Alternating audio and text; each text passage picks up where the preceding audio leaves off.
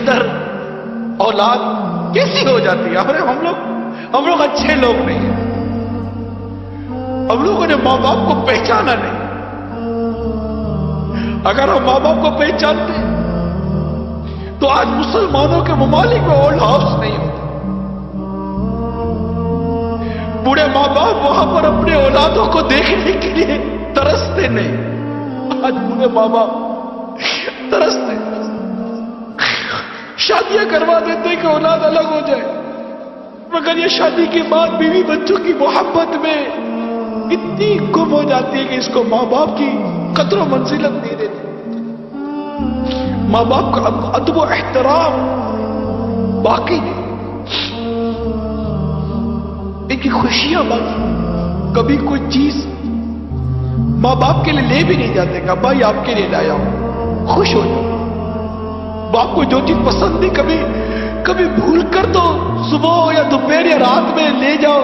اب آپ پوچھے بیٹا کیسے ہے؟ ابا جان یہ میں بازار سے نکلا تھا, میں نے دیکھا آپ کو بہت پسند ہے, میں آپ کے لیے لایا ہوں, اور آؤ دونوں مل کر بیٹھ کر کھاتے ہیں.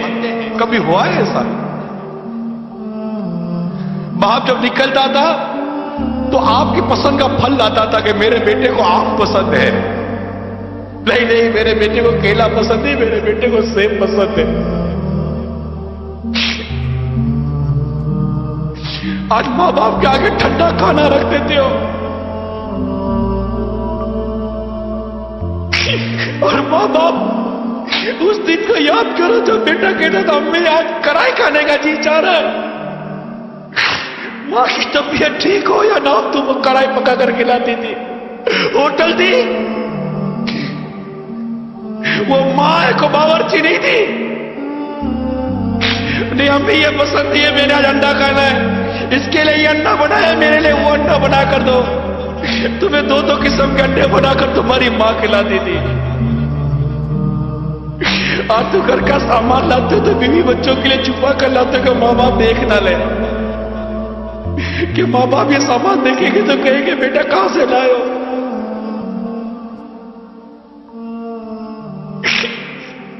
ارے ایسا سلوک تو مت کرو ماں باپ کے ساتھ. تمہارے ماں باپ ہیں, ان سے محبت کرنا سیکھو, ان سے پیار کرنا سیکھو. تمہاری ایک چیخ کی پکار سن کر ماں باپ کا دل دہل جاتا تھا, دوڑتے ہوئے بھاگتے تھے. آج بوڑھی ماں بستر سے گر کر الٹی پڑی ہوئی ہے, تم کو اٹھانے کی فرصت نہیں ہے.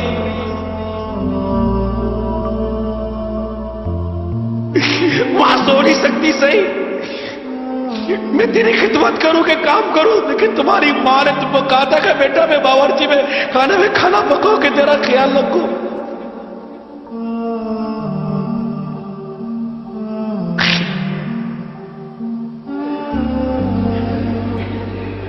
تمہاری خوشیوں پر اپنی خوشیوں کو قربان کیا ماں باپ نے. تم ان کو خوشی دینے کے لیے اپنا وقت قربان نہیں کر سکتے. ماں باپ ترستے ہیں کہ ہمارا بیٹا ہمارے پاس 2 گھڑی بیٹھ کر محبت بڑی بات کر تو جائے, مگر تمہارے پاس ماں باپ کے لیے وقت نہیں. چھٹی کے دن دوستوں کے ساتھ وقت گزارو گے, لیکن ماں باپ کے پاس بیٹھ کر ان کی دل جوئی نہیں کرو گے. تم جب 5 یا 6 سال کے تھے, پاؤں میں درد ہوتا تھا تو چیختے تھے ماں پاؤں میں درد ہوتا ہے. ماں پوری رات بیٹھ کر تمہارا پاؤں دباتی تھی. باپ تمہارا سر دباتا تھا. بخار ہوتا تھا تو پانی والے کپڑا کر کے رات بھر تمہاری پیشانی میں رکھتے تھے. دن میں 12 مرتبہ تمہارا بخار چیک کرتے تھے, تمہاری گندگی صاف کرتے تھے.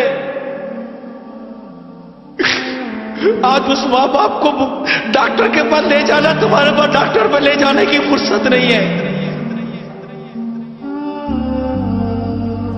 ماں باپ اپنا سامان بیچ کر اپنا علاج کروا رہے ہیں.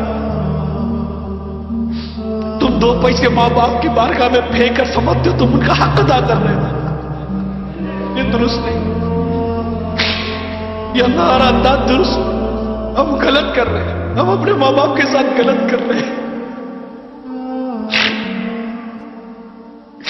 اللہ ہم سب کو ہمارے ماں باپ کی قدر کرنا نصیب فرما دے، ان کی عزت کرنا نصیب فرما دے، ہمارے ماں باپ کا احترام کرنا نصیب فرما دے۔